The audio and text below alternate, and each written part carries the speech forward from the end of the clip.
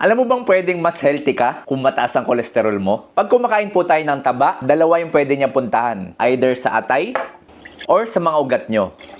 Mas gusto natin sa atay na pupunta yung mga taba para na may metabolize siya at nagagamit ng katawan mo. Ayaw natin na pupunta sa ugat yan. Kasi kapag nasa ugat, pwede yan magbara at magdulot ng stroke o heart attack. Ngayon, merong dalawang uri po ng kolesterol sa katawan. Si bad tsaka si good. Si bad cholesterol, ang ginagawa niya, nilalagay niya sa ugat yung mga taba. So, ang resulta, mas mataas yung chance mong magkasakit. Si good cholesterol, dahil good siya, binabalik niya ngayon sa atay yung mga taba na nasa ugat. So, ang resulta, lesser chance ang risk mo na magkaroon ng iba't ibang sakit. Kaya po kung mataas ang kolesterol nyo sa mga lab result, huwag po muna kayo kakabahan. Kasi may makikita po kayo dyan na HDL. Si HDL, siya po yung good cholesterol. So kung mas mataas po ang HDL nyo kumpara kay LDL, posible po na baka mas healthy ka kumpara sa naiisip mo. Pero syempre, mas maganda pa rin po kung makikita yan ng doktor. Kasi hindi lang naman po yan yung tinitingnan. Tinitingnan din po yung triglyceride, yung ibang resulta ng lab result mo, at syempre yung overall na health status nyo. Para tumaas ang ating good cholesterol, damihan natin ang pagkain ng taba ng isda, mani, at magkaroon tayo ng regular physical activity. So kung may tropa ka na takot kasi mataas daw ang kolesterol niya, share mo sa kanya tong video.